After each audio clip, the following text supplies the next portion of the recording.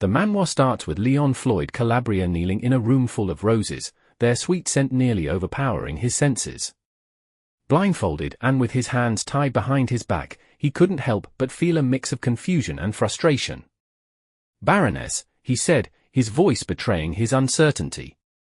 The Baroness responded in a playful, almost flirtatious tone, "I'm teaching you a lesson, my dear." Her voice was smooth and teasing, making a shiver run down Leon's spine. But this wasn't a shock to him. After all, the imperial princess, known as the Baroness, had made it clear that she was interested in him. The real kicker, though, was that his father, the mastermind behind all things love-related, had forced them into this marriage. Leon's mind drifted back to the events that had led him to this situation. He had always been a bit of a ladies' man, but his father's interference had changed everything. Now here he was, tied up and at the mercy of his new wife. Talk about a plot twist. Leon, still blindfolded and tied up, grew increasingly frustrated. "What are you trying to do?" "Why cover my eyes?" he asked, trying to move his head, but the blindfold stayed firmly in place. The Baroness, with a mischievous smile, responded, "Didn't you ask me to teach you a lesson? About girls?" Her playful tone suggested she had something planned, and Leon could feel a mix of anticipation and apprehension build inside him. What could she possibly have in store? And so, the story of their twisted romance began. Meanwhile, on stage, a young lady in a beautiful fairy costume captivated the audience with her mesmerizing tale. "Ride on the wing of eternity," she said, her voice enchanting. "And fly as far as they possibly can." She paused dramatically, and the audience erupted into applause. As she left the stage, a fan eagerly approached her. "My lady, that was a beautiful story," another asked. "How do you come up with such tales?" The young lady blushed, covering her mouth with her hand. Thank you," she replied. Her eye scanned the room, and then she froze. "Is that not Baroness Eleanor?" she asked, her voice rising in surprise. She walked over to Eleanor, who was scribbling something on a piece of paper. "What are you writing that requires such concentration?" the young lady asked, trying to sneak a peek at the paper. "Don't tell me. Were you trying to spy on my public reading and change my story?" She made a playful attempt to grab the paper, but her fairy dress got in the way, and she tripped, stumbling forward. The teacup and jug on the nearby table crashed to the floor, spilling tea everywhere. The young lady's face turned bright red as she struggled to regain her balance. Eleanor looked up, her face showing a mix of surprise and amusement. The young lady, now beet red with anger, glared at Eleanor. "What is the meaning of this?" she screamed, her voice echoing through the hall. "You know how expensive this dress is. You did this on purpose, right?" she accused, trembling with rage. Eleanor feigned confusion, her eyes twinkling with amusement. "Oh my, what do you mean?" she asked innocently, her tone far too sweet. The young lady's anger only grew. "The carpet is dirty now, how will you clean it?" she asked with a mischievous grin. Eleanor's expression turned stern. "Don't change the topic." "The servant will clean the floor," she snapped, her annoyance clear. Just then, a servant rushed in. "My lady, are you all right?" "I'll clean it up right away," he said, hurrying over to clean the spill. Eleanor handed him a handkerchief, saying softly, "I'm sorry." Before she could continue, a group of fans rushed into the room, surrounding the young lady. "I'll clean it for you, my lady," they exclaimed in unison, eager to help. The scene quickly became chaotic, with the servant, Eleanor, and the fans all scrambling to clean up the mess. The young lady stood in the middle, her dress stained and her dignity slightly bruised. As the crowd surged forward to help clean up the broken pottery, Eleanor warned them about the sharp fragments. "My lady, please take a seat. We'll clean it up for you," 3 gentlemen offered, carefully navigating the broken pieces. The young lady, clearly enjoying the attention, smiled warmly at the gentleman. My, such kind gentlemen you all are," she said, her voice dripping with charm. As she spoke, the crowd's focus shifted from the fairy girl to her. However, she soon regretfully informed the gentleman that her recitation was meant for a female audience only. "I'm afraid you gentlemen will have to wait until the dinner banquet," she said, her tone apologetic but firm. One of the gentlemen, clearly taken with her, pleaded on behalf of the group. It seems there are no other options. Then, promise that you'll make time for us at the dinner banquet, my lady, he asked, eyes hopeful. The young lady smiled graciously, nodding her head. I promise, she said, making her way back to the stage to begin her recitation. The crowd parted to let her through, their eyes fixed on her as she took her place at the microphone. With everyone gathered around the stage, Eleanor began her introduction. Before I start my recitation, I'd like to share with you all the contents of this paper, she said, holding it up for the crowd to see. You see, Lady Saranti, she paused for dramatic effect, then added with a sly smile, was extremely curious about what was written on this paper. The crowd's eyes widened in interest as they leaned in to get a better look. Eleanor paused again, then continued, well, let's get serious now, a hint of amusement in her voice. Let's see what all the fuss is about. She glanced at the paper in her hand and began to read aloud. When I accidentally broke the teacup, the only person who came running with a handkerchief was that servant, she said, looking directly at the servant. However, before she could continue, Saranti interrupted her. Saranti's face was flushed with emotion as she exclaimed, you have no right to discuss romance in public. Phut, I knew it. I knew you were the one who planned all this. Her voice was sharp, and it was clear she was on the verge of losing control. Eleanor, on the other hand, remained calm and composed. She thought to herself, this is a trap, but her expression didn't give anything away. Instead, she replied, sometimes it's the simple things that are the easiest to communicate. She paused for a moment, scanning the crowd before continuing. Now then, shall I start? It's time to share a true love story with everyone gathered here. After delivering a captivating recitation, Eleanor retreated backstage, taking a deep breath, feeling satisfied with how the evening had turned out. Her assistant, Graham, was quick to offer praise. Lady Eleanor, you were amazing today. As always, your performance was exceptional. Graham's comment was followed by a subtle observation. Anyway, it seems like Lady Saranti hasn't sold a single book again. Eleanor's response was unapologetic. She brought that upon herself. After all, there's a limit to how much someone can put up a sloppy act. As she reflected on the evening, Eleanor thought to herself, even if I seem cold-hearted, there's nothing I can do about it. My livelihood is on the line, and I must protect it. Let's take a step back and uncover the secrets behind our dear Baroness Eleanor's cold-hearted demeanor. Meet Han Da-hyun, a former editor for a fashion magazine. 5 years ago, she found herself transported into the world of a novel she loved, becoming the character Eleanor Maurice. However, Eleanor is only mentioned in 4 sentences in the entire novel. The story goes that the Baron, taken into Maurice's territory, died in prison. The gossipmongers pitied his young wife, Eleanor. But Han Da-hyun, now Eleanor, had a different fate in store. She became the target of blame for her deceased husband's crimes, facing a hellish life with her devilish in-laws. Instead of succumbing to despair, Elle chose to take matters into her own hands. She decided to write a sensual novel and a relationship guide, which surprisingly became huge hits. Her success was unmatched, and she became the talk of the town, renowned as the most famous and skilled author in the country. Now, as Baroness Eleanor, she has achieved unparalleled fame and wealth, all through her own efforts. Her journey is a testament to her strength and determination. But has her tough past made her the cold-hearted person she is today? I guess so. The Baroness let out a deep sigh as she sat, rubbing her forehead, trying to relieve the stress that had been building up. It's been a tough ride so far, she muttered to herself. Her assistant, noticing her fatigue, gently suggested, then, enjoy your rest. As Graham took the dress she had worn to the event, the Baroness thought to herself, finally, I can live peacefully. But her wish for peace was short-lived. A loud knock on the door interrupted her rest, and she asked irritably, what is it? Is there something wrong? Her assistant stammered, there's a letter for you, my lady. The Baroness's impatience grew, and she demanded, and? Without waiting for a reply, she stood up and snatched the letter from her assistant's hand. As she tried to open the seal, she noticed that it was a symbol she had seen before. She racked her brain, trying to remember where she had encountered it. Suddenly, it hit her, the center of the country's power. Her eyes widened in surprise as she exclaimed, "Duke Calabria."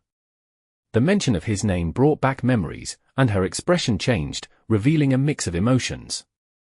Baroness Eleanor was taken aback by the letter she received. The sender was none other than Duke Calabria, the most influential and famous person in the Haskater Empire. His name was known across the entire empire, and he held the reins of power. She couldn't help but wonder why someone of his stature would send her a letter. As she read further, the mention of a son caught her attention. She tried to puzzle out who this son might be, and the name Leon Calabria popped into her mind. However, her thoughts on Leon were a bit muddled, and she wasn't sure what to make of him. The letter had certainly piqued her interest, and she was determined to understand its contents and the intentions behind the Duke's message. A few days ago, in the Grand Calabria residence, Count Zeppelin, the Empire's Palatine, had bowed before the Duke. "You called for me, Your Grace," he said. The Duke, while signing papers, expressed his frustrations. "He's giving me a rough time." Zeppelin couldn't help but wonder if the Duke was referring to his son, Count Leon. Count Leon was renowned for his impressive literacy and military prowess, having made history as the youngest knight to join the Knight Brigade. His accomplishments were legendary, but it wasn't just his skills that made him famous. He was also known for his striking looks, with people claiming he had received God's blessing.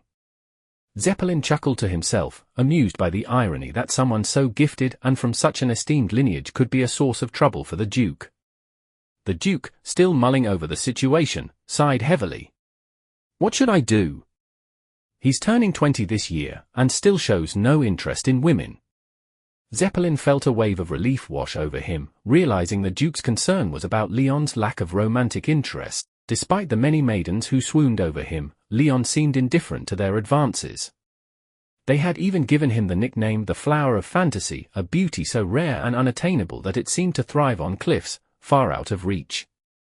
Zeppelin couldn't help but grin at the thought, finding the nickname fitting for someone so seemingly oblivious to the world around him.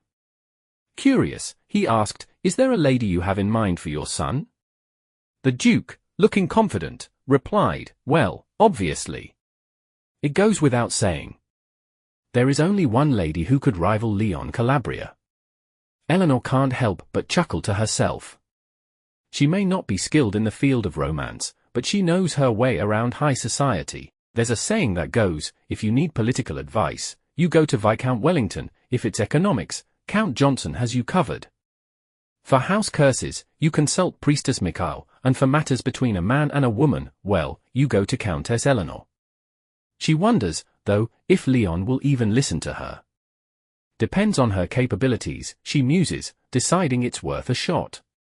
The thought of becoming involved with the novel's male lead is a bit unexpected. She recalls the female lead, Princess Irene, who harbors an unrequited love for Leon, but the more she thinks about it, the more she believes that interfering won't change anything. Leon is likely to propose to Irene on his own. Still, she can't help but entertain the idea of using this opportunity to her advantage. If I play my cards right, this could work in my favor, she thinks. A little advice here and there, and maybe she can secure a title that will skyrocket her into the highest echelons of society. I can already picture the bestseller in the making, she laughs to herself, imagining a future of fame and wealth. She reminds herself that, for someone of her background, a chance like this might never come again. She never chose to be in this world, but if she's stuck here, she may as well make the most of it. And who knows, maybe she'll even catch a glimpse of the famous male lead, the one everyone praises. With a sigh, Eleanor stands, feeling a sense of excitement bubbling inside her. She glances out at the beautiful sky, her mind racing with possibilities. I've chosen to stay single, so no risk of ruining everything with a marriage to a minor aristocrat, she reflects. But a glimpse of Leon's romance unfolding? That, she could handle. Grabbing a piece of paper, she scribbles a quick reply, "It is an honor to be invited. If you decide on a date, I will come to visit. Eleanor Maurice." Zeppelin's serious expression made it clear this wasn't a casual request.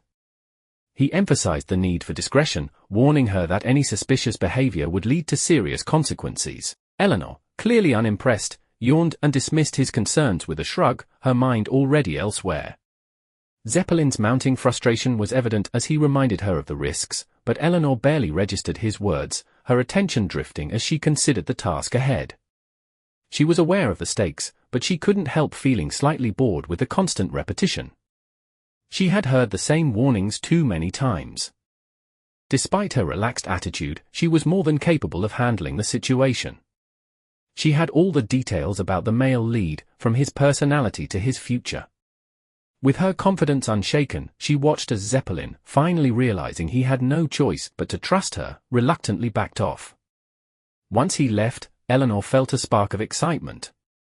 The mission was hers to tackle, and her mind was already racing with plans and possibilities. This challenge, despite the fatigue, felt like an opportunity she couldn't pass up. Eleanor stands in the waiting room of the Duke of Haskater Empire, her nerves starting to get the best of her. She tries to calm herself by pacing and flipping through the pages of a book, but her mind keeps wandering. They're going to end up together anyway, she reminds herself. All I have to do is play my part when the time comes, and everything will be fine. She glances at the book in her hands, but the words blur as her thoughts race. Just as she's trying to refocus, she senses someone nearby. Looking up, her breath catches in her throat. Standing before her is none other than Leon Floyd Calabria, the infamous noble from the novel she knows all too well. His platinum blonde hair, violet eyes, and sharp jawline leave her momentarily breathless. For a second, Eleanor forgets to breathe, caught off guard by his presence. Leon stares at her without saying a word, and she wonders whether she should be the one to speak first. Before she can gather her thoughts, he breaks the silence, quoting from the book she's holding, "Space is infinite and lasts forever." His deep voice sends a chill down her spine, and for a moment, her heart skips a beat. Eleanor forces a smile, trying to regain her composure, and continues the quote, "The people decided to divide the area and build walls. To claim their territory and make history." She smiles again, then asks, "The history of space, have you read it?" Leon responds, "I favor it greatly," as he takes a seat beside her. His proximity makes her heart race, and she struggles to maintain her calm. As they sit together, Eleanor can't help but steal glances at him. She's read so much about Leon in the novel, but meeting him in person is another matter entirely. She's struck by his charisma and confidence. Despite her nerves, she feels herself relaxing. She thinks about how Leon's chiseled features and captivating presence make him a natural success. As she watches him, she recalls why she devoured the novel so many times. He's the epitome of her ideal type. A thrill of excitement runs through her, but she forces herself to stay composed. After collecting her thoughts, she quotes another passage from the book, "A residence that's been built with such care must reimburse the human spirit just the same way. If it surpasses all expectations, that's when you can rightfully call it a well-built residence." She pauses, then asks, "Have you ever thought about acknowledging such expectations?" Leon's eyes narrow slightly as he asks, "By expectations, you mean?" Eleanor's response is calm and deliberate, a few earnest expectations, in particular. Leon's expression shifts to one of curiosity, urging Eleanor to explain further. "The expectations of all the ladies who fancy you," she says, her voice steady. The room falls into an uneasy silence, Leon's gaze locked onto her with a piercing intensity. Eleanor starts to second-guess herself, wondering if she's overstepped. After what feels like an eternity, Leon speaks, his voice low and husky, "It's not that I have no interest in women." He moves closer, his face inches from hers, and her heart races in response. "But aside from the lady I'm interested in, I wouldn't spare a glance at the others." Eleanor's mind spins, struggling to process his sudden closeness. She tries to recall the novel, but this scene doesn't align with anything she's read. Why was Leon looking at her like that? Was this an unexpected twist? Before she can think more, Leon's voice drops to a whisper, his breath warm against her ear, "The reason why you're here." His words hang in the air, and Eleanor's heart beats faster. She's caught in the most unexpected situation, trying to stay calm, but failing miserably as her heart races like it's training for a marathon. "Are you here because my father sent you?" he asks, raising an eyebrow. Eleanor's mind races. Was she being too obvious? Everything was fine when they were talking about books, so when did he start noticing? She can't let things spiral now, her reputation is on the line. Can we talk at a more comfortable distance, she asks, gently pushing him away. She mentally sighs in relief, trying to act relaxed. Act natural. You've got this, she tells herself. Leon leans back slightly, his eyes sparkling with interest. What did you wish to tell me? He asks calmly. Eleanor feels a pang of frustration. She wishes she could be honest, but she has to tread carefully. Right now, they still don't know how the princess feels, and if the proposal happens too soon, everything will be ruined. She hesitates, unsure of how to respond. She doesn't want to reveal too much, but she also doesn't want to look like she's hiding something. Eleanor tries to play it cool, but Leon's question catches her off guard. So, this is about marriage. I don't want to marry someone I don't know. She pushes through, suggesting that living together could make affection grow, but he's not buying it. She feels like she's just rambling at this point. Leon challenges her, asking if she really thinks living together would make feelings develop, and she stammers out a yes, trying to hold her ground. Leon, ever the skeptic, insists that he's a soldier and doesn't believe in untested theories. She suggests they try it out to see if feelings would develop, fully expecting him to shut her down. But instead, Leon surprises her by saying, after second thought, I think trying it out wouldn't be too bad. She's stunned. This wasn't the plan at all. He's actually considering it. Panicking, she laughs nervously and tries to backtrack, suggesting that only with the right partner would the experiment work. Leon cuts her off, casually stating, I do have a partner. She freezes. Is he talking about her? This definitely isn't how she thought this conversation would go. It's always interesting when someone proves the theory they suggested, especially when they're clearly enjoying the reaction they're getting. Leon smirks, amused by Eleanor's discomfort. She tries to backtrack, pleading that maybe it's better not to follow through with the idea, but Leon isn't having it.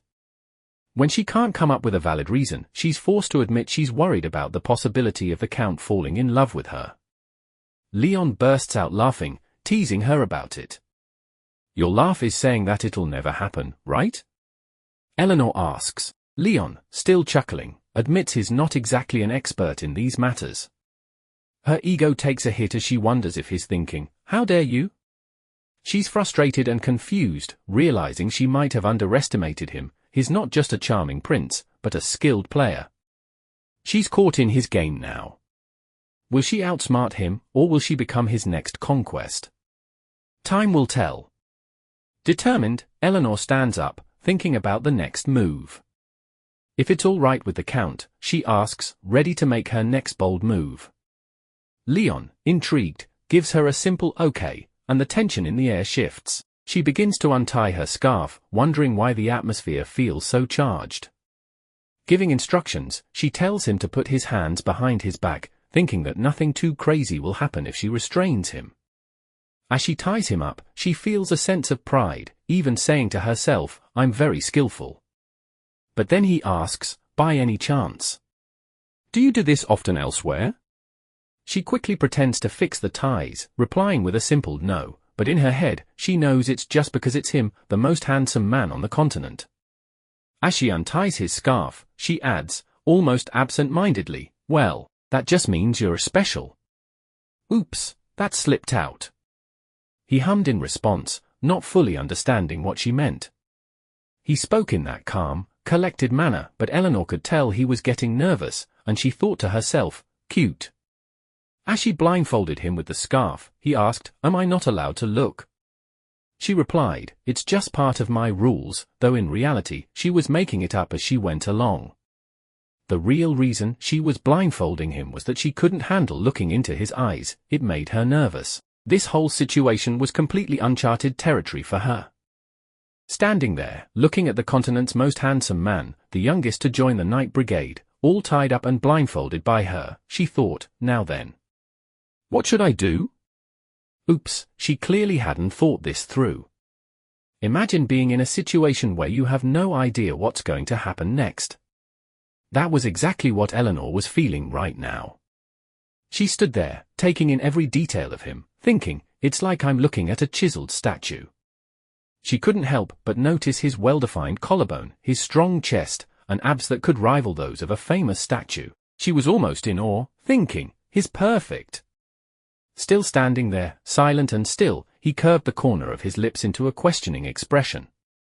He was all tied up and blindfolded, and yet, she wasn't saying or doing anything. His embarrassed face was adorable, and Eleanor couldn't help but think, Does this meet your expectations? He asked, breaking the silence. She shoots back with a question of her own. What were you thinking?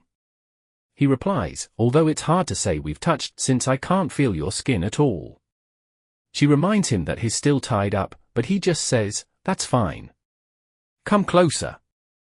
As she leans in, she wonders if she should kiss him or not. Just as she's about to make her move, he surprises her by cutting his hands free from the scarf and untying the blindfold from his eyes. He grins slyly and says, escaping captivity is part of our essential training. It hits her too late that he's been playing along the whole time. He pins her to the ground, asking flirtatiously, are you afraid? She tries to laugh it off, but it comes out sounding fake. She manages to give an of course not reply. Just as things are about to get interesting, a loud knock on the door interrupts them. The servant announces, my lord, it's time for your meal. But he's not happy about the interruption. He barks, let everyone know that until tomorrow morning, anyone who dares to step into this room will be executed. The servant, still in shock, can't understand why he's so angry over such a simple piece of information. He apologizes and quickly runs off, leaving them alone once again. He turns to her, his eyes burning with intensity, and says, behind that back door is my room. It suddenly hits her that he just said her name. How does he know it? She hasn't told him, has she? As she wraps her hands around his neck, she can't help but wonder, what if I actually develop feelings for him? Imagine arriving at a stunning mansion, surrounded by rolling hills and lush greenery. A young girl sits in a carriage, excitement radiating from her face as she gazes out the window. The mansion's grandeur is awe-inspiring, with tall spires and beautifully manicured lawns. As the carriage nears the mansion, a servant announces, we'll be arriving soon. The girl's eyes sparkle with anticipation, and she can't help but fidget with excitement. She's been looking forward to this visit for weeks. Two servant girls stand beside the carriage, awaiting her instructions. Dressed in elegant uniforms with their hair perfectly styled, one of them helps the girl out of the carriage, while the other handles her luggage. As the girl steps out, she takes a deep breath, feeling the warm sun on her face. The air is filled with the sweet scent of blooming flowers, and she smiles, soaking in the beauty of the moment. Suddenly, a lively girl appears, waving enthusiastically. Bianchi, she calls out, rushing toward the carriage. Her long, curly hair bounces with each step, and her bright smile lights up the entire scene. The two girls meet, clasping hands and exchanging warm smiles. I was waiting for you, the lively girl says, her eyes shining with excitement. She's dressed in a beautiful yellow gown, perfectly complementing her bright personality. Without hesitation, she drags her friend along, exclaiming, let's go get our dresses made. The two girls disappear into the mansion, their laughter and chatter filling the air, like two peas in a pod, their friendship radiating warmth and joy. As they enter the mansion, they're greeted by the sound of soft music and the gentle hum of conversation. The interior is just as impressive as the exterior, with high ceilings, intricate chandeliers, and beautifully crafted furniture. The girls make their way to the dressmaker's room, chatting excitedly about their upcoming dresses. Welcome to Felicity, the capital of the Haskater Empire, the world's largest powerhouse, a city renowned for its breathtaking scenery and vibrant culture. Every year, countless tourists flock to this place, which is highly praised for its beauty. With the birthday celebration happening in just 3 days, the city is buzzing with excitement. Previously, a young girl arrived at a stunning mansion, greeted by her lively friend, Bianchi. Together, they eagerly went to get their dresses made. And this young lady is the star of the upcoming birthday celebration. She's joined by Bianchi as they visit the dressmaker's shop, where Irene excitedly shows off the latest fashion trend, the Eleanor-inspired dress. "Look at this, isn't it beautiful?" she exclaims. "This silk from Waldheim and handmade lace are gifts for everyone who follows me," she announces. "It's absolutely gorgeous, Your Highness," Bianchi exclaims, her eyes wide with admiration. "I can't wait for the day they're finished," she adds. Irene then asks, "And as for me? I'll wear this, how is it?" It's her birthday, but she's gifting dresses fancier than her own to her friends. One of the girls in the store quietly gossips, "No matter how you look at it, it's a generous gesture. But that way, they'll all wear the same thing, and none of them will stand out." Irene blushes and says, "I wanted to look extra beautiful for the party this time. I mean, because Count Rian will be attending as well." She shyly adds, "Even if he attends, I don't know if he will talk to me." Then she turns to Bianchi and asks, "What do you think?" Bianchi smiles reassuringly and says, "Even if you ask for my opinion, there's nothing for you to worry about. Even if he doesn't talk to you, he'll be marrying you in the end anyway." "Who? What does she mean by that?" the other girls gossip. Irene's eyes widen in realization. "Oh no, I made a slip of the tongue again," she says, her face turning bright red as she realizes she wasn't supposed to reveal that detail. Embarrassed, Irene muttered, I'm going to fix my hair for a bit," as she walked out, still hearing the other girls gossip about her. She stepped out of the store and into the private hall, letting out a deep breath as she found a spot on the floor to collect herself. The cold atmosphere. My lack of communication skills.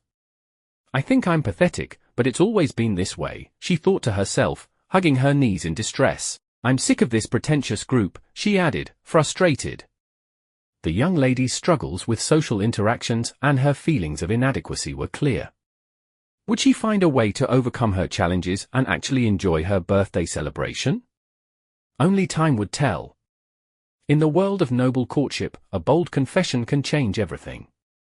3 years ago, Irene Haskatha made one such confession that would forever shift the dynamics of the noble lady's relationships.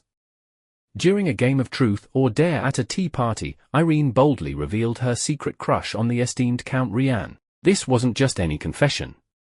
Count Rian was the most eligible bachelor around, and nearly every girl at the party had feelings for him. By admitting her crush, Irene effectively shut down her competition, leaving the other girls with no chance to openly express their own interest in the Count. Talk about a power move. Irene's actions were seen as clever, a strategic move to secure her position as the one and only object of Count Rian's affection. As the imperial princess, her words held weight, and by confessing her feelings for the Count, she made it clear she was a serious contender for his hand in marriage. However, Irene's closest friend, Bianchi, was not as careful. When Irene shared her secret with her, she asked, "Don't you think so too?" Bianchi's response was revealing. Who wouldn't have a crush on the Count? But what Irene didn't realize at the time was that sharing her secret with Bianchi would prove to be a costly mistake. Bianchi's reaction, "Keep this a secret," made it clear that she wasn't someone to be trusted with confidential matters. Irene would later regret confiding in Bianchi, as the secret quickly spread like wildfire among the noble community. As the news of Irene's crush on Count Rian spread, the noble ladies couldn't help but gossip. Some were shocked, while others sympathized with her. "Maybe Bianchi has a crush on Count Rian too," one girl suggested, sparking a lively conversation. The topic quickly shifted to Bianchi's possible motives. "No matter how jealous she is, isn't this going a bit too far?" one girl exclaimed. "How could she act like this towards Her Highness?" another asked. The consensus was clear. Bianchi's actions were seen as unacceptable, and her loyalty to Irene was now in question. As the gossip continued, the noble ladies couldn't help but feel sorry for Irene. "That's too much," one said, shaking her head. "To think she had those thoughts," another trailed off. The general sentiment was one of pity for the imperial princess, who had unknowingly placed her trust in the wrong person. In the world of noble courtship, alliances shift as quickly as the seasons. Loyalty is a rare commodity, and secrets are often traded like currency to gain power and influence. Irene's confession may have been bold, but it also laid bare the harsh realities of the noble world. As the imperial princess, she'd have to carefully navigate this intricate web of relationships and rivalries, or risk being caught in the very games she tried to play. Bianchi's eyes widened in shock as she tried to understand how the rumors had spread so fast. What was meant to be a private conversation between her and Irene had somehow leaked, and now the entire noble community was buzzing with gossip. Bianchi watched as Irene was surrounded by a group of noble ladies, all seemingly in cahoots with her. It was clear that Irene had been coerced into making a promise, and now Bianchi was being accused of betraying Irene's trust out of jealousy.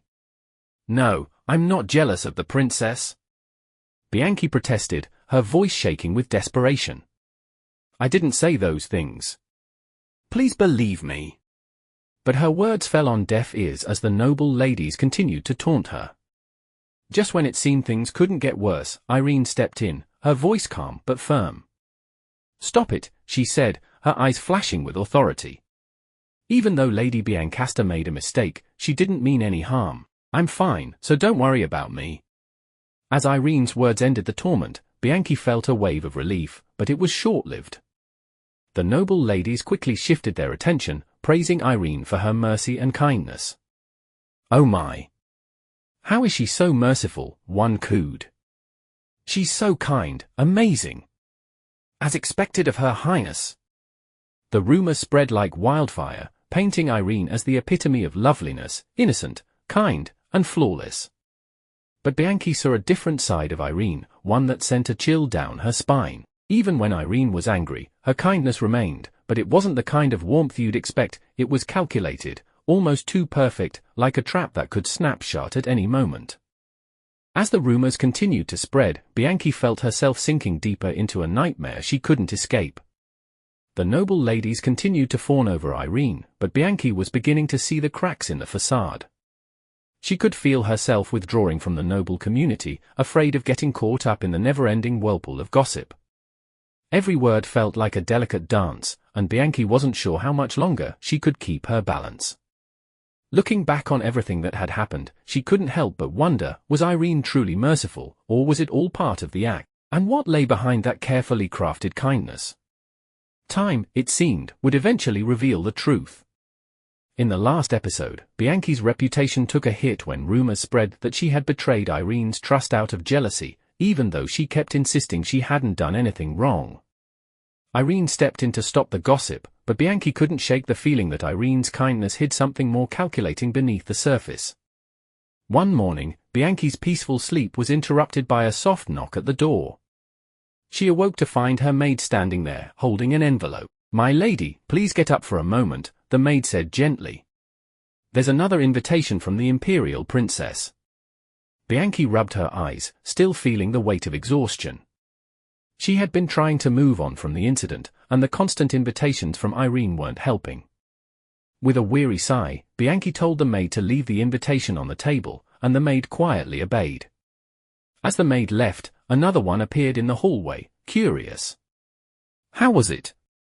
What did Lady Biancasta say today?" she asked. The maid shook her head, sympathetic.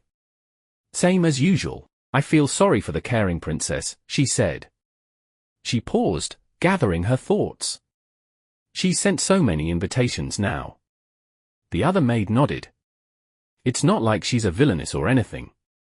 Still, Lady Biancasta declines every time." Bianchi, still wrapped in blankets, gazed at the invitation on the table. She muttered under her breath, "Why does she keep sending these? I just want some peace and quiet." As the days went on, Bianchi's wish for solitude was interrupted by strange events. It started with the discovery of a mutilated tree in the garden, its branches twisted into grotesque shapes. The maids were horrified, and the gossip quickly began. One of the maids made a disturbing discovery, the lifeless body of a puppy that belonged to the child next door. The maids were horrified, and they quickly called for someone to report the incident. As the head maid began her investigation, she asked if anyone had been in the garden the previous night. The maids shook their heads, but then one of them recalled, "Wait, one person did go out. Lady Biancasta." Bianchi, who had been watching from a distance, felt a shock of surprise. "I didn't do it," she stammered, her voice trembling. "I just went to the garden for a minute last night because I couldn't sleep. I came back to my room right after. But the damage had been done." The maids and other staff members stared at her with suspicion, some even with disgust. "Oh no, they already think it's me," Bianchi thought, feeling a wave of desperation. As the situation grew worse, more odd events seemed to point to Bianchi.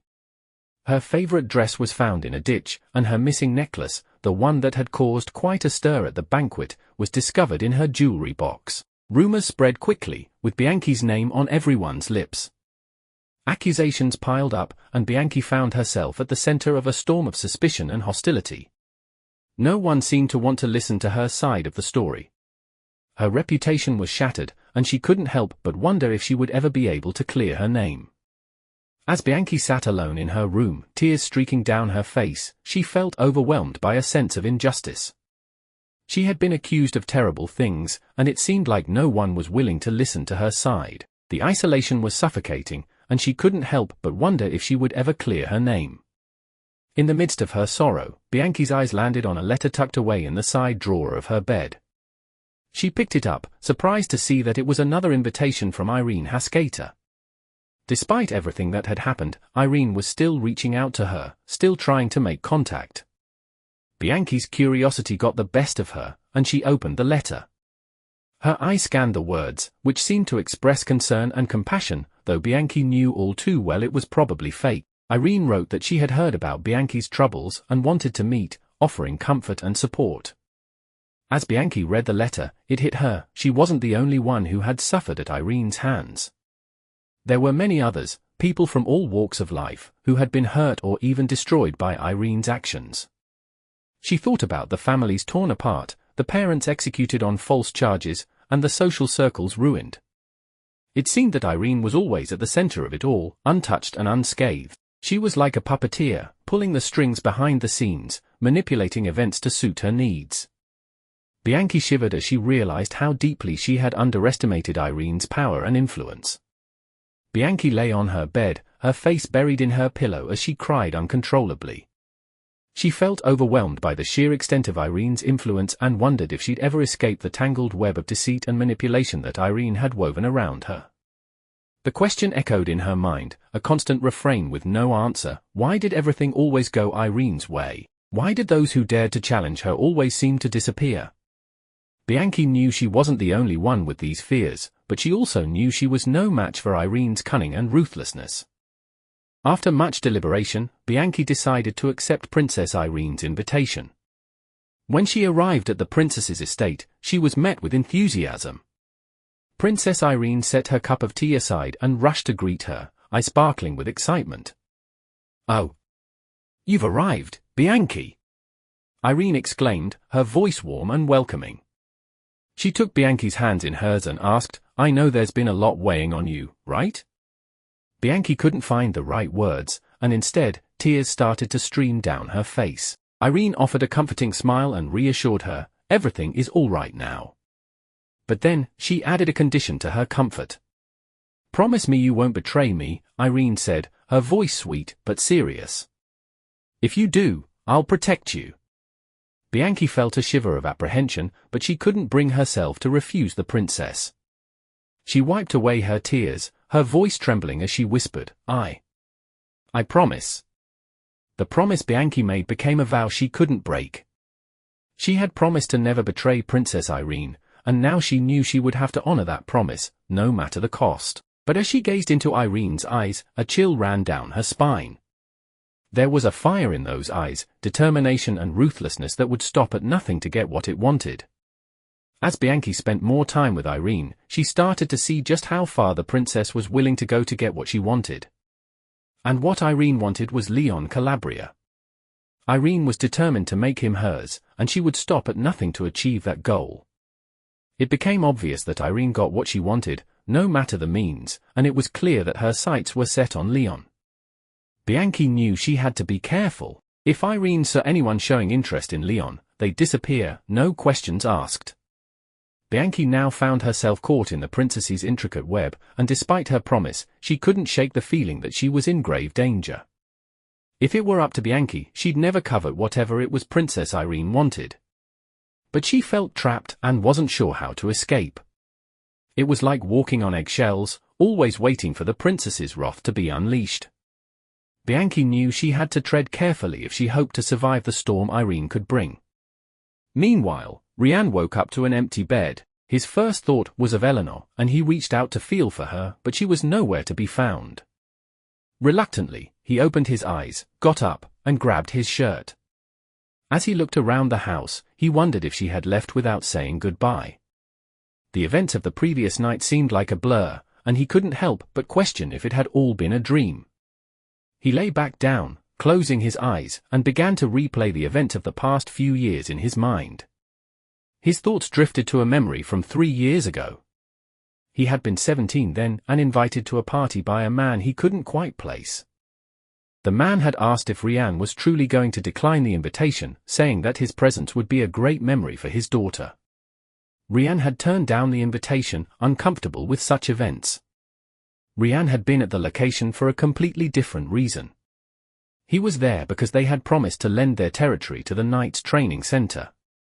However, he hadn't expected parties to pop up from time to time, and he felt out of place. "I don't think I'd stand out more if I were at a section of the library like this," he mumbled. As he walked through the library, Rian stumbled upon a book titled *The History of Space Star. He admired the cover for a while before opening it and starting to read. The book was captivating, and Rian soon became completely absorbed in its contents.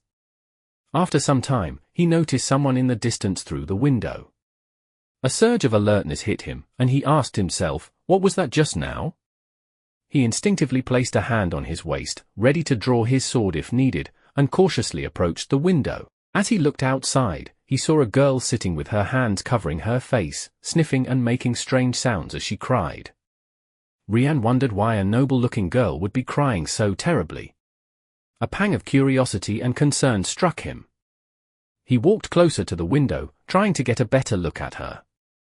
As he neared, the girl felt his presence and looked up. For a brief moment, their eyes met, and Rian was taken aback by the maturity in her gaze, despite her young face. But before he could blink, the girl was gone. She disappeared behind the bushes, leaving him with a lasting impression of her face. He couldn't shake the feeling that their encounter had been no more than a coincidence. He stood there for a moment, trying to process what had just happened. He thought about the girl's mature eyes and her noble attire, wondering what could have made her cry so intensely and why she had vanished so quickly. As he stood there, lost in thought, he couldn't help but feel a sense of intrigue. He wanted to know more about the mysterious girl and what had brought her to tears. As the night went on, Rian's friend Blaine let out a deep sigh, sounding both exhausted and disappointed. "Ah, that was a really dull party," he grumbled, flopping down onto the couch. He started unbuttoning his shirt, stretching his arms above his head to get more comfortable. Blaine continued venting about the party. "Everyone was so snobby. I've been listening to them brag all night. I'm about to lose my lunch," he said, shaking his head with a look of disgust. "And to top it off, they even made fun of a little girl. That was just awful." Rian, who had been lost in thought, suddenly snapped back to attention. His eyes narrowed as he looked at Blaine with concern. "They made fun of a young girl?" he asked, his voice low and serious. Blaine nodded. "Yup. It was the baroness, the one from commoner origins. She's still in her teens, but she's really beautiful." He added with a frown, "They even said her husband died in prison." Rian's eyes seemed to glaze over as he drifted off into his memories. He wasn't really in the present anymore, but reliving a moment from his past. After a few moments of silence, he squinted, and a look of realization crossed his face. He spoke quietly, almost to himself, "Eleanor. Baroness Eleanor Maurice. I thought we would meet again after that." His gaze seemed to cloud over as he remembered a chance encounter. Eleanor couldn't shake the memories of the previous night. She had done something she couldn't take back, something she desperately wished she could erase from her mind. As she paced around her room, she thought to herself, what did I just do with the male lead? She still couldn't believe what had happened. If only she had lost her memory after getting drunk, maybe things wouldn't feel so overwhelming. At least then she wouldn't have to carry around the guilt and shame that were now consuming her. She told herself she wouldn't see Rian again, so the best thing was to just forget about the whole mess. But no matter how hard she tried, Eleanor couldn't forget. The memories of the previous night kept coming back to haunt her. Trying to forget it only makes me think about it more, she realized in frustration, feeling like she was stuck in a never-ending loop of guilt and regret. As she looked at her reflection in the mirror, she couldn't help but think about her situation. She'd already been married to a lower noble once, and now she had gone and done something with Rian, the most eligible bachelor in the entire empire. On one hand, this body was already married to a lower noble. On the other, he's the best bachelor in the empire, she thought with a bitter laugh. Her thoughts were a jumble of emotions and regrets. She couldn't bear the idea of what could have happened if she'd run into someone while leaving Rian's room. She gasped, feeling dizzy just thinking about it. Just thinking about it is making me sick, she thought, holding her forehead in frustration. She scolded herself, knowing she had to keep what happened a secret. Not a word about this to anyone, she told herself, realizing she couldn't afford to let anyone find out what had happened. As long as she kept quiet, she wouldn't have to face any consequences. She knew Rian would never choose her as his bride. He was a future duke, and she was just a lower noble. He would never take someone of lower status whom he met by accident as his bride, she mused. If he reached out to her, it was probably to pay her off to keep her mouth shut. As Eleanor continued to pace around her room, the event of the previous night kept replaying in her mind. She couldn't shake the memory of the affectionate kisses and touches, the way Rian had made her feel. Just a day with a man I'll probably never meet again, she thought, feeling a bittersweet sense of melancholy. Although it feels lonely, I don't regret it. She couldn't forget Rian's voice, the way he had called her name, it gave her chills just thinking about it, and she wondered how he had even known her name. But despite all the emotion swirling inside her, Eleanor knew she and Rian could never be together. She told herself that whatever had happened between them would remain a secret, locked away deep inside her, hidden from everyone. It was a heavy burden to bear, but Eleanor knew there was no other way. Today marked the beginning of the Imperial Princess's birthday celebration, a grand event that would be talked about for years. According to the novel, this was the day when Rian and the Imperial Princess would spend the night together, a turning point in their story. Plus, tomorrow morning, Rian would propose to the princess. Eleanor stood by her window, lost in thought as she watched the busy streets below. By tomorrow morning, my mind should forget everything that happened, she muttered to herself, trying to convince herself that the memories of the previous night would soon fade away. With a determined breath, she dropped the drapes and turned away from the window. Trying to sound upbeat, she said, "Well, if that's the case, I should prepare for the party." But her words fell flat, lacking the excitement she was trying to project.